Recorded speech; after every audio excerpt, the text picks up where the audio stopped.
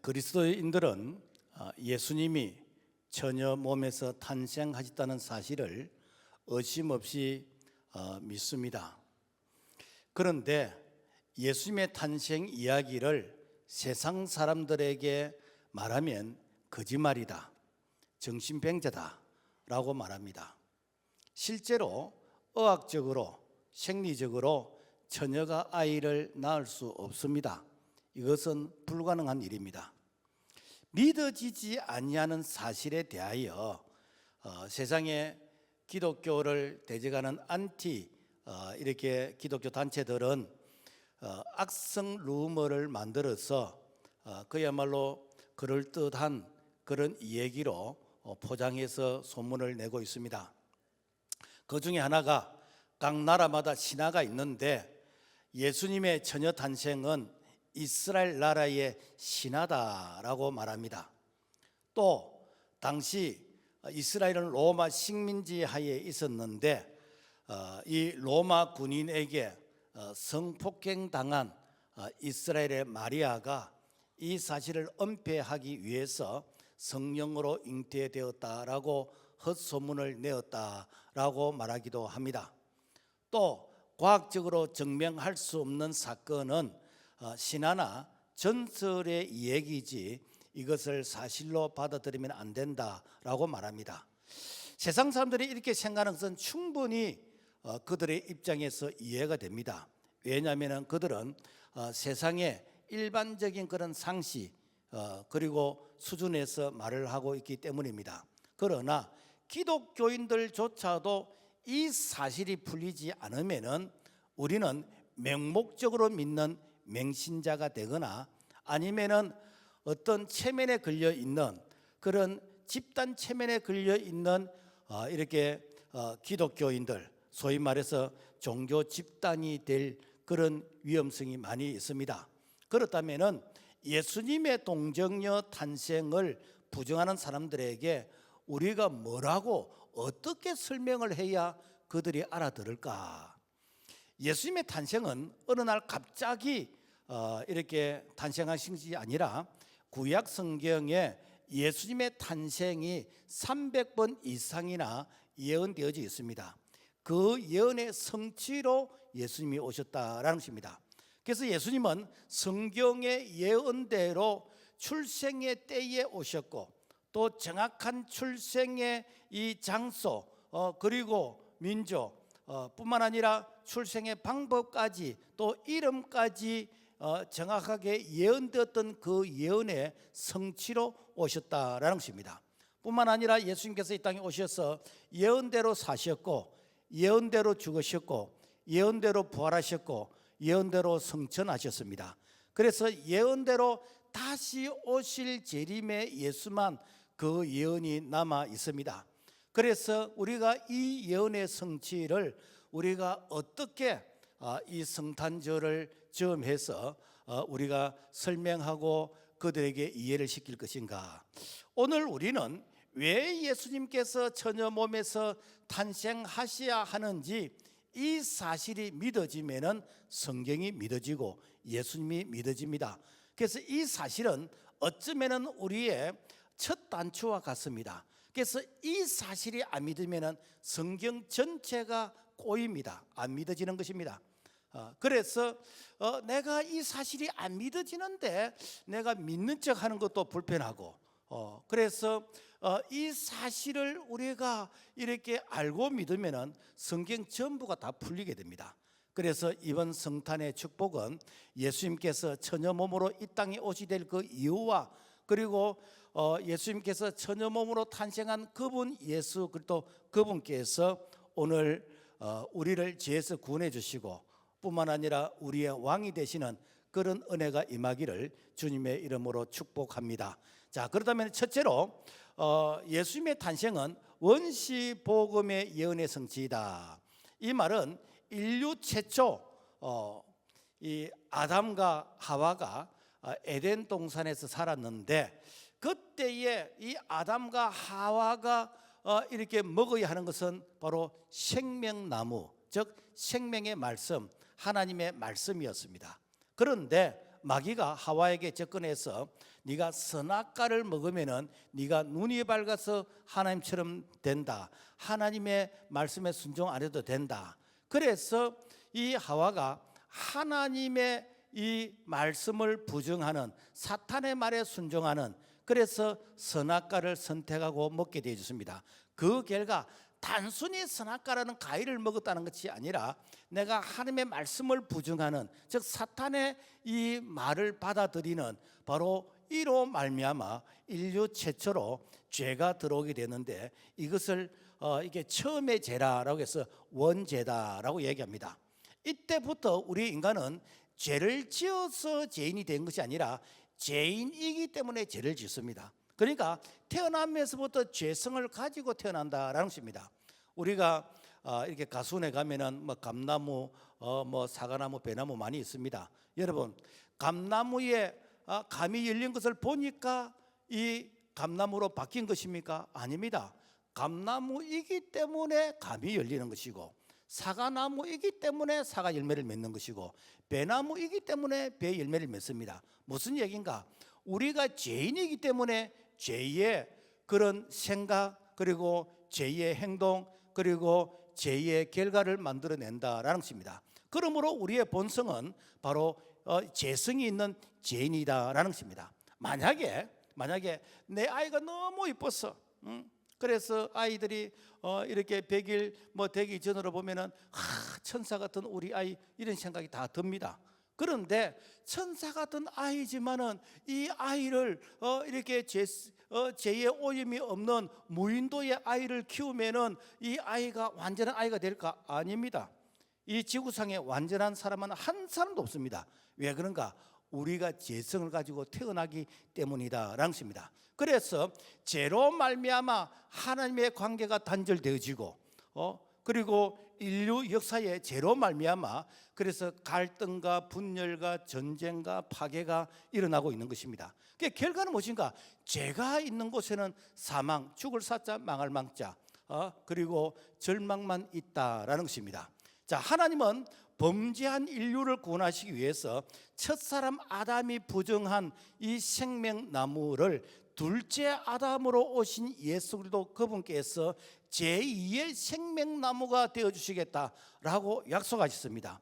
이 약속이 처음의 약속이라 해가지고 바로 이렇게 원시복음이라고 얘기하는데, 창세기 3장 15절 같이 한번 읽어볼까요? 시작. 내가 너로 여자와 원수가 되게 하고 너 후손도 여자의 후손과 원수가 되게 하리니 여자의 후손은 내 머리를 상하게 할 것이요 너는 그의 발꿈치를 상하게 할 것이니라 하시고. 자, 그래서 이 말씀이 최초로 하나님께서 우리를 죄에서 구원해 주시기 위한 최초의 복음이라고 해서 원시복음이라고 얘기합니다. 그래서 여자의 후손으로 오실 그분이 예수 그리스도이신데, 예수님이 탄생하시기 전 4,000년 전에 이 말씀이 예언이 되어졌고, 그 예언이 성취된 것이 바로 성탄절이다라는 것입니다. 그래서 성탄절은 죄와 사망의 몸에서 우리에게 새 생명의 축복, 영생의 축복을 선물로 주신 날이 바로 성탄절입니다. 그래서 성탄절은 이렇게 선물 나누고 내가 이렇게 외식을 하고 내가 이렇게 기뻐하고 그것이 본질이 아니고, 이 성탄절은 죄와 사망과 죽음의 근세에 묶여 있는 우리들에게 새 생명을 주시는, 바로 이것이 진정한 성탄의 축복이다라는 것입니다. 자, 여기서 여자의 후손은 남자와 결혼하지 않고 여자가 혼자서 이게 낳은 아들, 그분이 예수님이라는 거예요. 그래서 여자의 후손으로 오시는 예수님의 사명은 사탄의 머리를 상하게 하는 것이다. 사탄이 요구하는 것이 무엇인가? 자, 너희들 죄 지었지? 죄의 삭은 사망이잖아. 너희들 이렇게 망해야 돼. 너희들 지옥 가야 돼. 이것이 뭔가? 사탄이 요구하는 죄의 싹, 죄의 결과입니다. 예수님께서 십자가에서 사탄이 요구하는 이 죄의 이 모든 이 짐을 십자가에서 죽음으로써 이렇게 죽으시면서 다 이루었다. 헬라어로 테테르스타이, 다 이루었다. 너희들이 과거에 지었던 죄, 현재 짓고 있는 죄, 심지어 미래에 지을 죄까지 내가 모든 죄값을 십자가에서 다 지불했다. 그래서 예수님께서 십자가에서 다 이뤘다고 선포하신 것은, 이것은 바로 이 사탄이 이제 우리에게 주었던 이 선악과를 예수님께서 십자가에서 죄값으로서 다 이뤘다고 선포하시면서 이 선악과를 반담하는, 다시는 우리가 선악과의 종이 되지 않는, 바로 십자가에서 이제는 이 마귀가 요구하는 것을 다 지불하시고, 그래서 십자가로 마귀를 이기셨다라는 것이 무엇인가? 이것이 바로 사탄의 머리를 상해한 것이다 라는 것입니다. 그래서 더 이상 마귀가 우리를 정죄하지 못하는, 더 이상 마귀가 우리에게 원죄를 통해서 우리를 지옥으로 이렇게 끌고 가지 못하도록 예수님께서 그 선악과를 십자가에서 다 이제는 반납하시고 우리에게 영원한 생명, 제2의 생명나무가 되어주시고, 누구든지 생명나무 대신 예수 그리스도 그분을 믿게 되지면 생명을 얻고 풍성히 얻게 된 줄로 믿습니다. 그래서 로마서 8장 1절과 2절 우리가 매주 이렇게 이 사제의 은총으로 이 말씀을 선포하는데, 같이 한번 읽어보겠습니다. 시작. 그러므로 이제 그리스도 예수 안에 있는 자에게는 결코 정죄함이 없나니, 이는 그리스도 예수 안에 있는 생명의 성령의 법이 죄와 사망의 법에서 너를 해방하였습니다. 자, 그래서 예수 그리스도 그분께서 십자가에서 이 선악과를 다 반납하시고 우리에게 생명나무가 되어 주셨어요. 그래서 예수 그리스도를 먹는 자, 예수 그리스도를 영접하는 자, 예수 그리스도 안에 있는 자는 결코 정죄함이 없습니다. 왜 그런가? 죄와 사망의 법에서 우리를 해방시켜 주셨어요. 우리에게 이 성령의 법으로, 바로 생명의 법으로 우리를 해방시켜 주셨습니다. 이것이 무엇인가? 성탄의 축복이다라는 것입니다. 그래서 성경은 에덴 동산에 이 하와를 유혹했던 이 뱀을 이렇게 사탄이라고 기록은 하지 않았습니다. 그런데 뱀을 사탄이라고 이렇게 우리가 이해를 하는 것은, 이거는 신학적인 해석입니다. 그래서 성경 곳곳에 보면은 뱀을 사탄이라고, 고린도서 11장 3절, 14절, 요한계시록 12장 9절, 20장 2절 보면은 이 그 사탄을 뱀, 용 뭐 이렇게 표현을 하고 있는데, 그렇다면은 왜 뱀을 사탄이라고 이렇게 저주하셨는가? 하나님이 천지를 창조하시고 그리고 지으신 모든 것이 보시기에 심히 좋았다라고 했습니다. 그때 좋았다는 것은 뱀도 하나님께서 좋았던 동물로 창조했습니다. 그런데 왜 뱀을 사탄이라고 말하느냐? 그것은 뱀은 들짐승 중에서 가장 지혜로운 존재였습니다. 창세기 3장에 보면은 뱀은 여호와 하나님이 지으신 들짐승 중에서 가장 간교하더라. 뭔가 가장 지혜로웠는데, 그 지혜가 하나님을 영화롭게 하는 데 쓰는 것이 아니고 이것이 마귀가 죄를 짓는 도구로 쓰시다는 거예요. 또 마태복음 10장 10절 보면은 뱀같이 지혜롭고, 여러분 지혜라는 게 얼마나 좋습니까? 지혜는 좋은 것인데, 이 지혜가 사탄의 도구가 되지면은 이게 범죄하고 죽이는, 그야말로 흉기와 무기가 되어진다라는 것입니다. 여러분, 칼이 의사에게 주어지면은 사람을 살리는 수술이 되어지지만은, 강도에게 주어지면은 사람을 해치는 그런 흉기로 이렇게 바뀌게 되어집니다. 우리가 핵, 참 어려용으로 원자력 발전에 참 이렇게 유용하지만은, 그 악한 자가 이 핵을 가지게 되지면은 원자 폭탄이 되어져서 그야말로 인류를 파멸에 이끌게 하는 그런 무시무시한 이런 폭탄이 되어지는 것입니다. 여러분, 내가 지혜가 많다, 내가 많이 배웠다, 내가 많은 것을 가졌다, 얼마나 큰 축복입니까? 그래서 그런 지혜와 그런 어떤 재물이 우리가 사회를 봉사하고 우리가 이 사회에서 좋은 일을 할 수 있는 그런 기회가 얼마나 여러분 참 많고 좋습니까? 그런데 그런 지혜가 사탄의 도구가 되어지면은 내가 도둑질하고 내가 거짓말하고 내가 사기치고 그리고도 내가 좋은 그런 지혜를 가지고 법을 피해서 도망 다니고 그러면서 정치인도 될 수 있고 국회의원도 될 수 있고 대통령이 될 수 있다면 이것은 사탄이 사용하는 지혜라는 겁니다. 오늘 우리 사회를 힘들게 하고 오늘날 교회를 힘들게 하는 것은 여러분 절대로 초신자가 아닙니다. 절대로 무식한 자가 아니에요. 자칭 똑똑하다고 하는 사람, 자칭 능력이 있다는 사람들이 사탄의 도구가 되어지면은 그야말로 교회를 분열시키고 그야말로 교회를 힘들게 할 수가 있다라는 것입니다. 그래서 우리는 내가 선자는 넘어질까 조심하면서 늘 우리는 경건의 훈련해야 됩니다.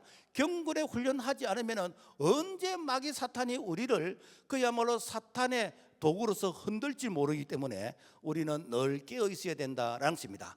오늘 우리 그리스도인들은 자신의 어떤 지식, 경력, 어쩌면 하나님께서 주시는 은사와 재능과 이런 축복이 사탄의 도구가 되지 않고 우리가 살리는 도구, 성령의 도구가 되기 위해서는 우리가 늘 깨어서 늘 우리가 하나님 앞에서 겸손하게 하나님 이 지혜 어떻게 쓸까요? 이 재물 어떻게 쓸까요? 이 건강 어떻게 쓸까요? 우리가 하나님 앞에서 늘 물어보는 이런 자가 바로 하나님이 쓰시는 생명을 살리는 도구가 된 줄로 믿습니다.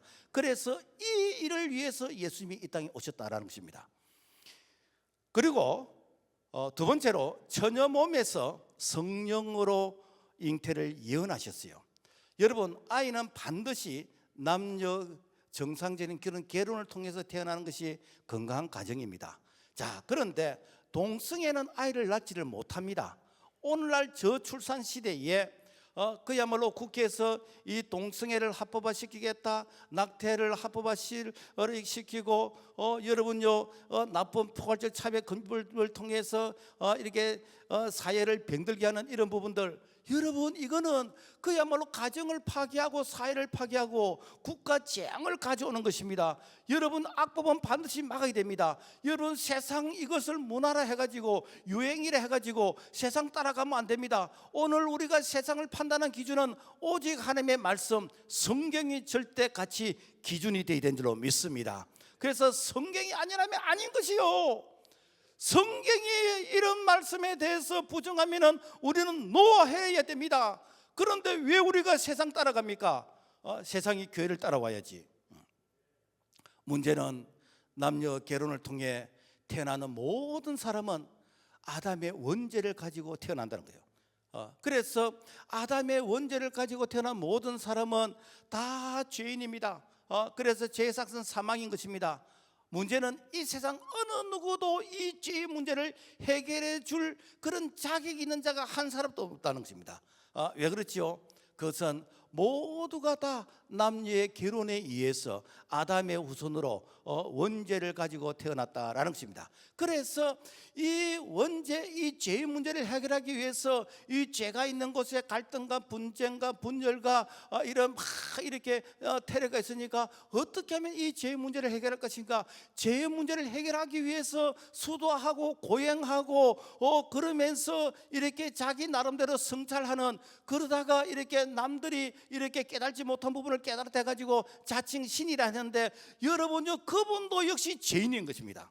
왜 그렇지요? 부부에서 태어난 자이기 때문에.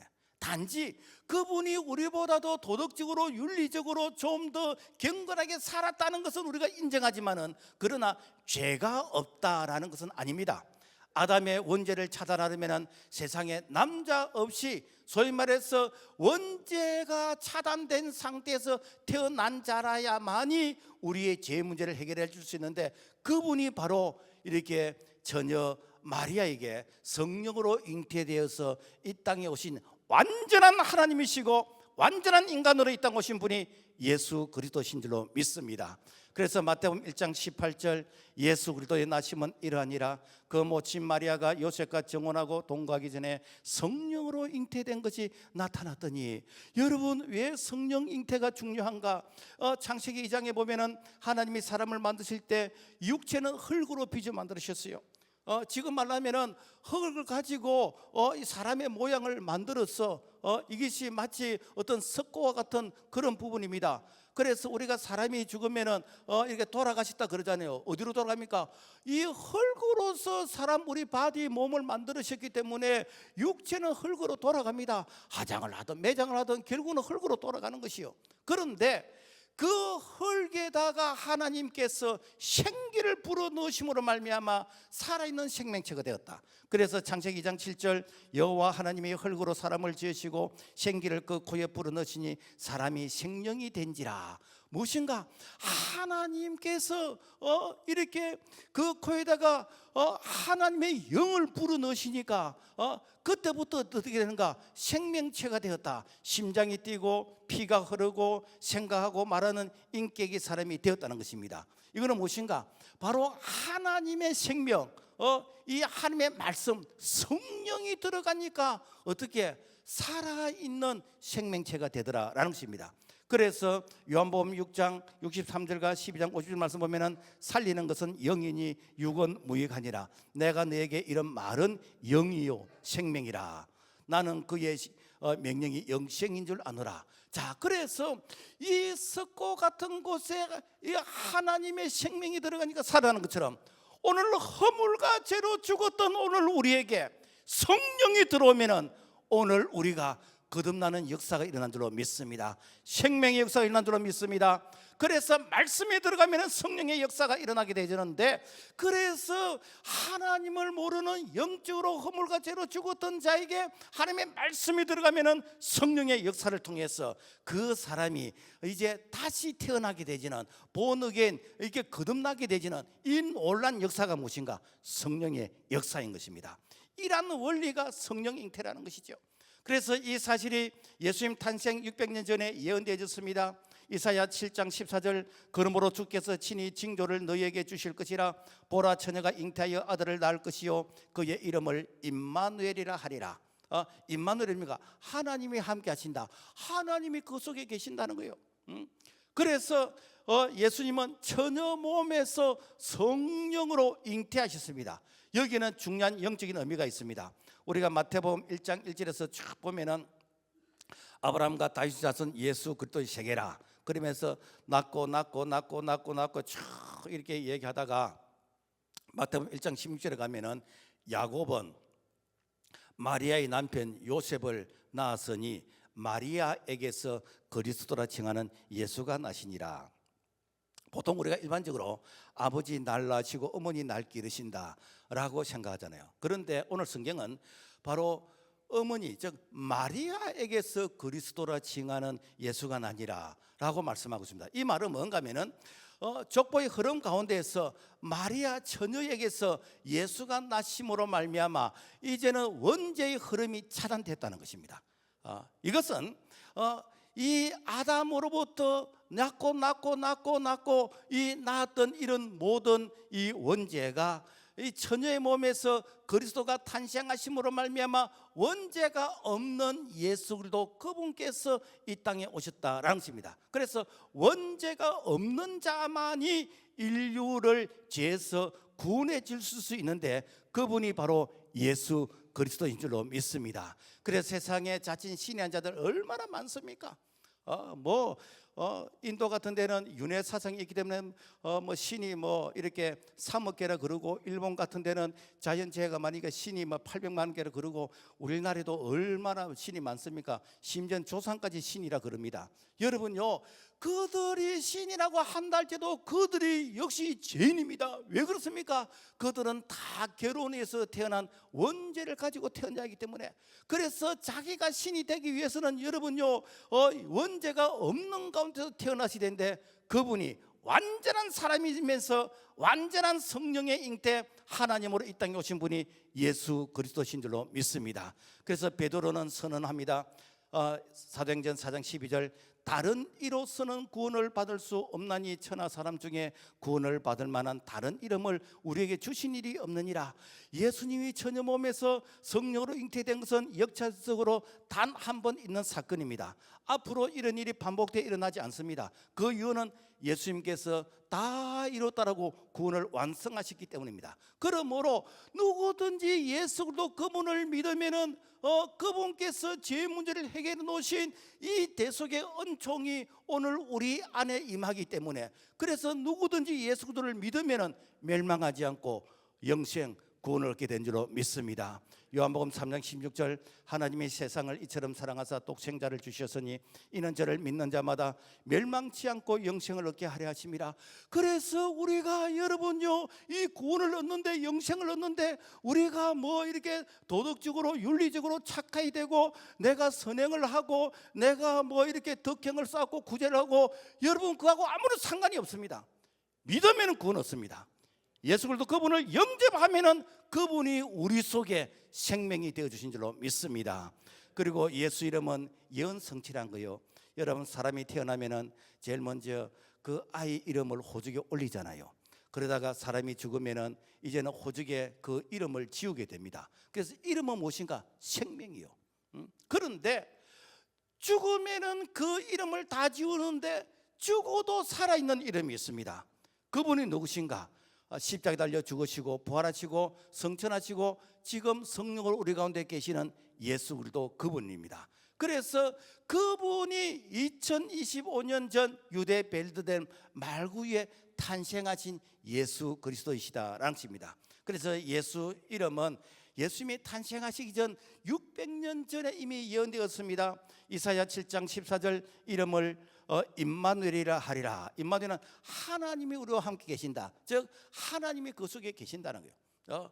그리고 이 이름을 천사가 요셉 마리아에게 요셉에게 미리 알려주셨습니다. 마태복음 1장 21절 아들을 낳으니 이름을 예수라 하라. 이는 그가 자기 백성을 저희 죄에서 구원할 자이심이라. 예수 이름 무엇인가? 자기 백성을 죄에서 구원하신다는 거예요. 그래서 예수님이 십자가에 죽으시고 부활하시고 지금 성령으로 우리 가운데 계시는데, 예수 이름은 어제나 오늘이나 영원토록 동일하신 것은 그분은 지금 살아계시고 성령으로 우리 가운데 임재하신 줄로 믿습니다. 그래서 예수님이 말씀하셨습니다. 요한복음 14장 13절 너희가 내 이름으로 무엇을 구하든지 내가 행하리니. 왜? 예수 이름은 살아있는 이름이기 때문에. 그래서 예수 이름으로 기도하라는 거요. 그러면은 내가 응답하겠다는 거요. 베드로가 예수 이름으로 안전뱅이를 일으켰습니다. 사도행전 3장 6절에서 말씀 보면은 베드로가 이르되 은과 금은 내게 없거니와 내게 있는 것으로 너에게 주는 나사렛 예수 그리스도 이름으로 일어나 걸으라. 그랬더니 걷기도 하고 뛰기도 하면서 하나님을 찬송했다는 것입니다. 여러분 우리가 탈무드에 보면은 배고픈 자에게 생선 한 마리 주는 보다도 그 생선을 이렇게 낚을 수 있는, 잡을 수 있는 기술을 가르치면은 평생 배고픔이 해결된다 그러잖아요. 베드로가 평소에는 은과 금으로서 그 안전뱅이에게 이렇게 구걸한 자에게 동량을 주었습니다. 내가 이게 동량 주면은 평생 앉아서 얻어먹습니다. 그러나 예수 이름으로 일어나 걷게 하면은 지가 이제는 지발로 걷고 이제는 자기가 노동력이 있기 때문에 평생 이제는 이렇게 먹는 문제가 해결되는 것이요. 그래서 내게 있는 것으로 너에게 준다. 내게 있는 것이 무엇인가? 예수 그리스도 그분이랑. 그래서 예수 이름으로 이렇게 명령하고 선포할 때에 베드로가 선포했지만은 예수님이 그 베드로의 신앙의 고백을 통해서 안전뱅이를 일으키신 거예요. 우리 교회도 이런 일들이 많이 일어났어요. 지금도 일어나고 있습니다. 왜 그런가? 예수 이름은 살아있는 이름인 줄로 믿습니다. 바울이 예수 이름으로 귀신을 이렇게 쫓아내었습니다. 사도행전 16장 18절 예수 그리스도 이름으로 내가 너에게 명하노니 그에게서 나오라니 귀신이 즉시 나오니라. 여러분요, 귀신이 가장 이렇게 무서운 게 무엇인가? 예수 이름입니다. 여러분 이 마귀는 예수 이름으로 선포하면 한 길로 와서 이렇게 도망가게 됩니다. 그러므로 여러분요, 예수 이름을 많이 여러분 부르세요. 예수 이름으로 기도하고 예수님을 찬양하고 우리가 그분의 말씀을 배우고 우리가 예수 충만하게 되어지면 절대로 우리 속에 마귀가 들어오지 못합니다. 예수가 없으니까 자꾸만 마귀가 갖고 장난을 치고 마귀 변호사 역할이나 하고 마귀 심부름 역할이나 하는 것이지, 내 속에 예수가 충만하게 되어지면 예수 그리스도 그분의 향기와 그리고 그분의 작은 자의 모습으로 우리가 살아가게 된 줄로 믿습니다. 그래서 누구든지 주의 이름을 부른 자는 구원을 받으리라. 주의 이름을 이렇게 부르면 구원을 받는다는 거요. 구원이란 것인가? 영혼 구원만이 구원이 아닙니다. 우리의 모든 삶에서 건져주시는 것이요, 무능한 자에게 힘을 주시고 절망한 자에게 소망을 주시고 병든 자를 고치시고 모든 죄를 용서해 주시는 분이 바로 예수 그리스도시다라는 것입니다. 그래서 초대교회는 예수 이름을 가르쳤습니다. 사도행전 5장 42절, 저희가 날마다 성전에 있든지 집에 있든지 예수는 그리스도라 가르치기와 전도하기를 쉬지 아니하니라. 오늘도 우리가 예수 가르쳐야 됩니다. 예수 이름을 가르쳐야 됩니다. 그래서 우리가 예수님을 배우고 그분의 이름을 우리가 증거하고 그리고 그분의 이름으로 우리가 순종하고 실천하게 되면 지금도 예수 그리스도 그분께서 우리의 기도에 응답하시고 때를 따라 풍성한 은혜를 주신 줄로 믿습니다. 그리고 구체적인 탄생이 예언되어 있다는 거예요. 성경은 이렇게 예언된 언약의 말씀인 것입니다. 그래서 구약은 예수님이 오시기 전에 과거에 약속한 말씀이고, 신약은 예수님이 오신 이후에 약속한 말씀이다. 그래서 그 신약과 구약과 신약의 주인공이 누군가? 예수 그리스도시요. 그래서 그분 예수 그리스도께서 예언의 성취로 오신 분이 바로 이렇게 예수님으로서 성탄절이시다라는 것입니다. 그래서 그리스도가 이스라엘에서 나온다라는 것이 예언되어졌는데, 민수기 24장 17에서 19절만 보면 한 별이 야곱에서 나오며 한 홀이 이스라엘에서 일어나서, 이 말은 뭔가? 예수님께서 이렇게 오시는데 이 이스라엘이란 그 나라를 통해서 오신다. 그래서 마태복음 1장 1절부터 17절까지 이 말씀이 성취가 되어졌습니다. 그래서 예수님은 유대 나라 이 민족을 통해서 예수님이 오신다라고 이렇게 예언이 되어졌고, 그리고 예수 그리스도 그분은 다윗의 가문이며 유다 족속에서 태어나실 것이다 라고 또 예언이 되어져 있습니다. 그래서 창세기 49장 10절 보면은 홀이 유다를 떠나지 아니하며 실로가 오시기까지 마치리라. 이 예언도 누가복음 1장에서 이루어졌습니다. 그리스도의 이 탄생은 베들레헴에서 태어나신다라고 예언되었어요. 미가 5장 2절에 보면은 베들레헴 에브라다야 너는 유다 족속 중에서 작을지라도 이스라엘을 다스릴 자가 너에게서 내게로 나올 것이라. 그의 근본은 상고의 태초니라. 이 예언의 말씀도 누가복음 2장에서 성취가 되어졌어요. 그리고 예수님은 동정녀 즉 처녀에게서 탄생하신다라고 예언이 되어졌습니다. 이사야 7장 14절 보라 처녀가 잉태하여 아들을 낳을 것이요 그의 이름을 임마누엘이라. 예수님이 이 땅에 오시기 약 한 600년 전에 예언되었는데 그 예언의 말씀도 역시 마태복음 1장에서 이루어졌습니다. 그리스도가 오시는 때가 예언되었습니다. 다니엘서 9장 24절과 26절 말씀 보면은 70일에로 기한을 정하였더니 허물이 마침에 60일의 이후에 기름 부음을 받은 자가 끊어져 없어질 것이며, 이 예언의 말씀도 갈라디아서 4장 4절에서 이루어졌습니다. 갈라디아 4장 4절 보면은 때가 참에 하나님이 그 아들을 보내시고, 그 때가 무엇인가? 하나님께서 메시아 그리스도를 이 땅에 보내신 그 때를 하나님께서 예언하시는데 그 때의 성취라는 거예요. 그래서 우리가 이게 동방박사들이 저 페르시아에서 이게 낙타를 타고 예수님의 그 탄생을 이게 경비하기 위해서 왔잖아요. 그들이 우연히 오는 게 아니에요. 그들이 박사라 그랬잖아요. 그러니까 그들이 예수님이 언제쯤 메시아가 언제쯤 오실까? 그들이 구약의 성경을 이렇게 연구를 하고 해보니까 이때쯤 오실 때가 되었다. 그래서 이때쯤에 보니까 이 별이 이렇게 문득 이상한 별이 나타났는데 그 별마저도 성경에 예언되어 있더라라는 것입니다. 그래서 그 별을 따라서 바로 예수님의 탄생하신 베들레헴 말구유로 오실 수가 있었다라는 것입니다. 그리고 그리스도가 오시면 선지자들에게 다 예언하셨어요. 이사야 10장 3절 보면은 외치는 자의 소리여 너희는 광야에서 여호와의 길을 예비하라 사막에서 우리 하나님의 대로를 팽당케 하라. 이 말씀이 마태복음 3장 세례 요한을 통해서 이루어졌습니다. 뿐만 아니라 메시아는 하나님이시라고 예언했습니다. 이사야 9장 6절 보면은 이는 한 아기가 우리에게서 낳고 그의 이름은 기묘자 모사 전능하신 하나님이라. 그래서 예수 그리스도 그분은 하나님이신데 아들의 모습으로 오셨어요. 그래서 하나님의 아들이 그런 거예요. 본래 하나님의 본체십니다. 자, 그래서 이 모든 말씀이 다 구약에서 예언하셨고 그리고 신약에서 이루어졌습니다.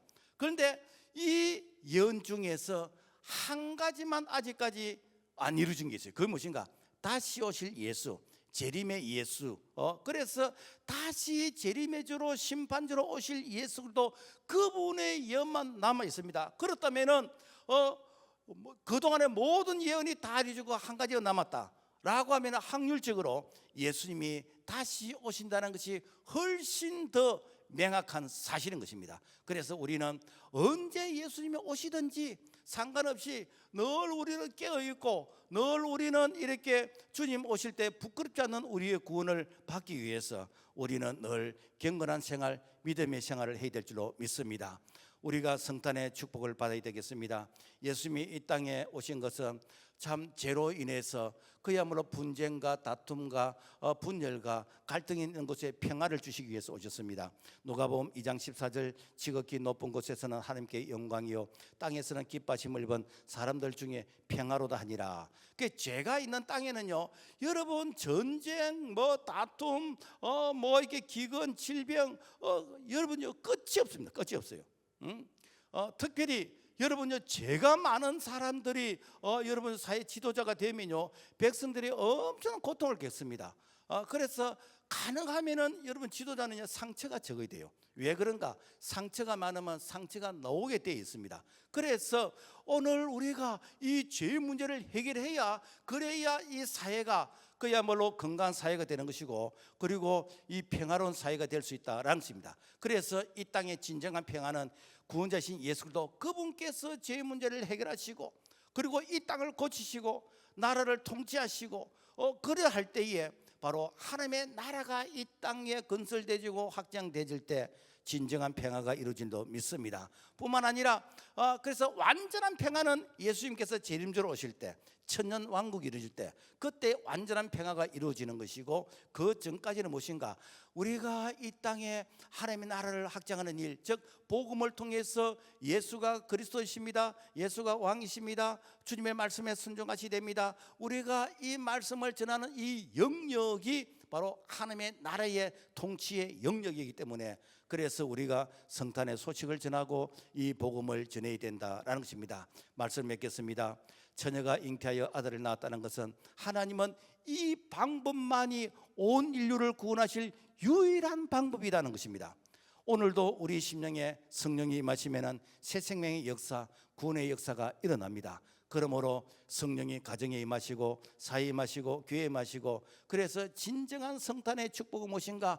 우리가 성탄절날 선물 나누고 외식을 하고 이렇게 분위기 있는 곳에서 이렇게 차를 마시고, 이것이 성탄이 아니고, 이 성탄절은 예수도 그분께서 우리의 가정에 임재하셔서 그분이 왕이 되어주시고 그분이 평화를 주시는 바로 이러한 은혜가 진정한 성탄의 축복이라는 것을 기억을 하고, 오늘 우리가 이 성탄을 우리가 기뻐하면서 그리고 이웃과 나눌 수 있는 우리 모두가 되기를 주님의 이름으로 부탁을 드립니다. 하나님 아버지 감사합니다. 오늘 우리에게 성탄의 축복을 주셔서 정말 허물을 죄로 죽었던 소망 없는 저희들에게 오늘 우리에게 진정한 평화, 예수도 그분께서 다스리시는 하나님의 나라 안에서 살게 됨을 감사합니다. 이 사실을 전한 자 될 수 있도록 도와주시옵소서. 예수님 이름으로 기도합니다. 아멘.